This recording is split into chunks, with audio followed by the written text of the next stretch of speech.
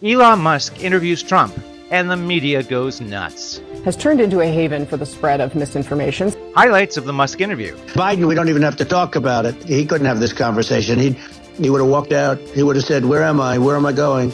Elon wants to work for Trump in auditing extreme government expenditures. Kamala responds by announcing she's going to hire rich Uncle Pennybags for that position if she wins. The Trump-Rogan dispute. It's okay. They've made up. We finally have an idea of Harris's policies. Paris 2024 closing ceremonies. Seems like no one offended, and the Olympic logo is right side up. In world news, what's going on in the UK? Let's just say it's not a top vacation destination right now. And in entertainment, Jack Black celebrating how much he got paid for Borderlands. No one else celebrating Borderlands. And much more, right here on I'm Serious. I'm gonna take you on a ride. We're gonna burn through the night. Why you so salty?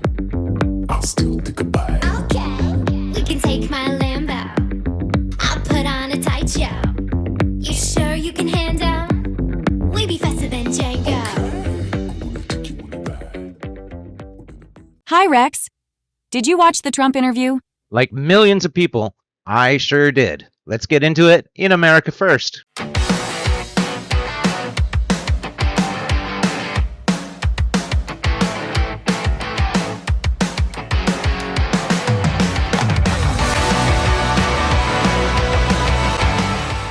Elon Musk interviewed Donald Trump, but it didn't start off smoothly.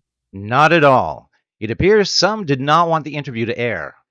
Elon Musk is slated to interview Donald Trump tonight on X. What role does the White House or the president have in sort of stopping that, or stopping the spread of that, or sort of intervening in that? And not just that, the interview was 45 minutes delayed because of this. Hello, everyone. My apologies for the late start. We unfortunately had a massive distributed denial of service attack against our servers, saturated all of our data lines, like basically hundreds of gigabits of data were saturated. Trump accused his opponent Harris of copying his policies. No tax on tips, and all of a sudden she's making a speech and saying there will be no tax on tips. I said that months ago. Well, I think it's a little bit of a stretch to say it's wrong to have some of the same policies, but yeah, it was a little weird. Donald Trump also made humorous comments about both Biden and Harris. Like, we're having a great conversation right now. Kamala wouldn't have this conversation. She can't, because she's not smart. She's not a smart person, by the way. She can't have this conversation. Biden, we don't even have to talk about it. He couldn't have this conversation. He would have given up on the first half of a question. He would have walked out. He would have said, where am I? Where am I going? I really try to objectively picture Harris doing an interview like this, and, well, I just can't. You'll see why in a later segment about policies. Musk explains inflation. A lot of people just don't understand where inflation comes from. Inflation comes from government overspending because the checks never bounce when it's written by the government. So if the government spends far more than it brings in, that increases the money supply. And if the money supply increases faster than the rate of goods and services, that's inflation. To many people, this is just obvious. But I do think the message is a little bit lost on some. She's Indian, she's black. Every white Jewish guy wishes he was black. Musk actually fact-checks Trump. When you see what happened in Japan, where they say you won't be able to go on the land for about 3,000 years. Did you ever see that? And in Russia, where they had the problem, where there's a lot of bad things happened, and they have a problem. And they say that in 2,000 years, people will start to occupy the land again. You realize it's pretty bad. No, that's not true. But you're right about it. It's actually not that bad. So, like, after Fukushima happened in Japan, people were asked California, are we worried about the nuclear cloud coming from Japan? I'm like, no, that's crazy. It's not even dangerous in Fukushima. I actually flew there and ate locally grown vegetables on TV to prove it. Yeah, don't try exaggerating science in front of Elon. Not a good idea. Elon's vision for the future. But I think there are like some grand projects that we could do. I think we could build a base on the moon. We could send American astronauts to Mars. We could build high-speed connections that are more advanced than anything else in the world between our cities, so people have fast transport. There's a lot more from this interview. We're going to try to post a separate video on the most important talking points. It should be available in the next couple of days. Right after the Dolton, Illinois video? From the feedback I've gotten, our coverage of Dolton in the last video pretty much covered everything. Mainstream media was very quick to respond to the interview with Trump. The response was mixed. Mixed? More like mixed nuts. They all trounced on it. My favorite was this. Musk's rise as a Trump backer comes as X has turned into a haven for the spread of misinformation. CNN is calling out X for misinformation? You can say that again. CNN is calling out X for misinformation? I know you guys are objective over there, that you just report the news as it is. Oh, I know. CNN makes a... I know that's supposed to be a laugh line? We reported that Joe Rogan and Donald Trump were having a bit of a feud over Rogan's positive words about RFK Jr. Donald did not seem to be too happy about that. But this just in. They made up and all is good between them again. Rex? Isn't that Shane Gillis? What? Next story. We now have this exclusive report. Many have been criticizing Harris for not having policies in her campaign for president. That's simply not true. We've compiled just a few of her stances and policies on key issues for the coming election.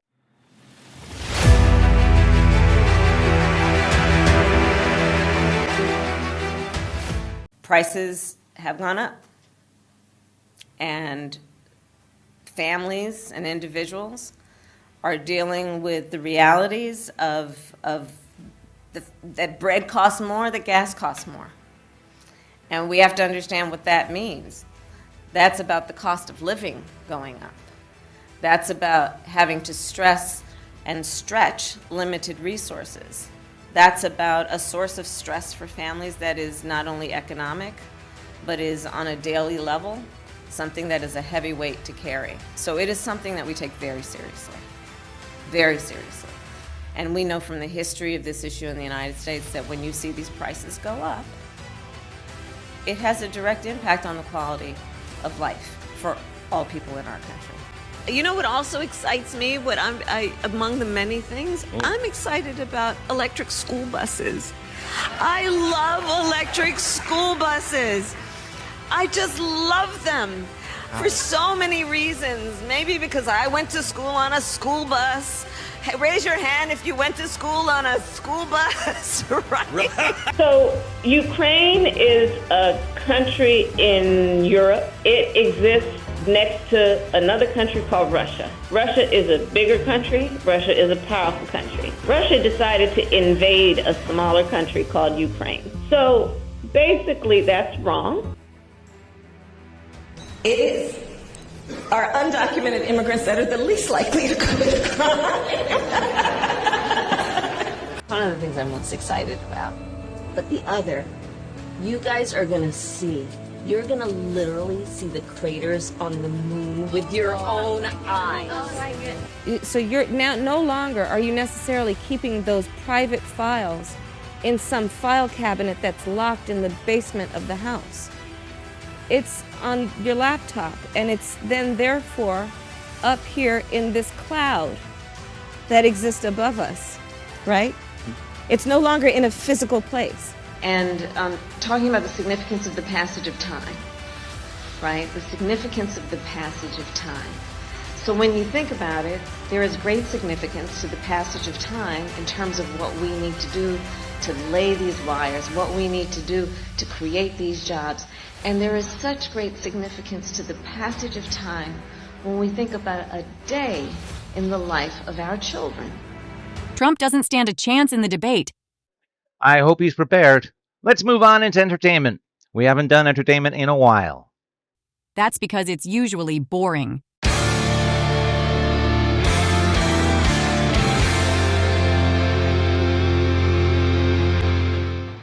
Borderlands was just released, and for the first time in a long time, critics and audiences both seem to somewhat agree. It seems like just about everyone agreed that the movie sucked. Did you see it? What, are you crazy? I'm not wasting money on that.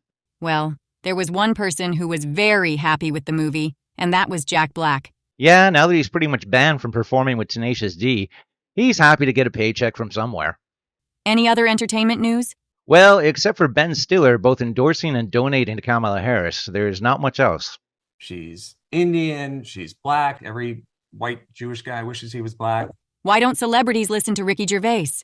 If you do win an award tonight, Don't use it as a platform to make a political speech, right? You're in no position to lecture the public about anything. You know nothing about the real world. Most of you spent less time in school than Greta Thunberg. So, if you win, right, come up, accept your little award, thank your agent and your God, and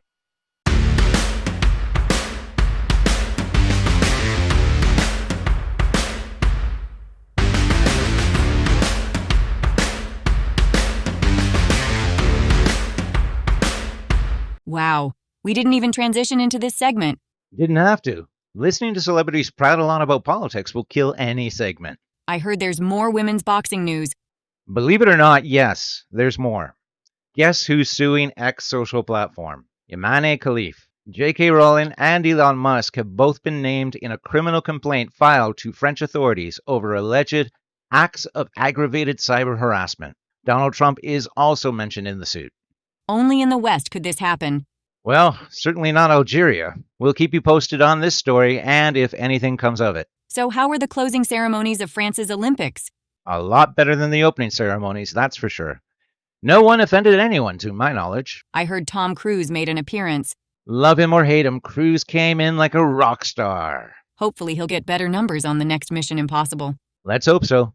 Overall, the closing ceremonies played it safe and gave a nice send-off to what has been a crazy, controversial Olympics this year. That's it for sports. So, world news next?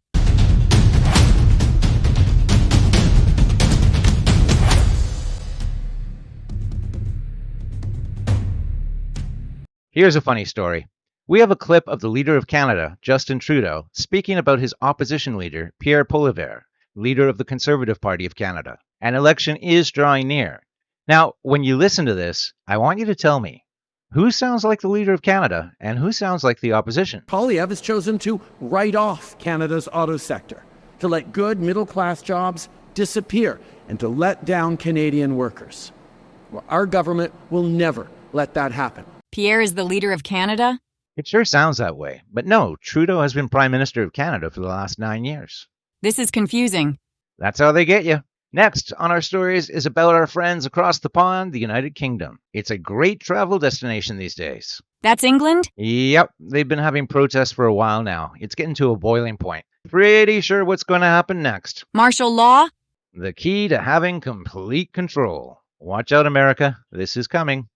It may not look exactly the same, but it's coming. Any more stories? Not for today, but tomorrow there's a ton. Let's end it up here. All right. I'm Abby. And I'm Rex Jester. And I'm serious. Christine and Laura, what you're seeing behind me is one of multiple locations that have been burning in Kenosha, Wisconsin over the course of the night. I know you guys are objective over there, that you just report the news as it is. Oh, I know. CNN makes a... I know Is that supposed to be a laugh line?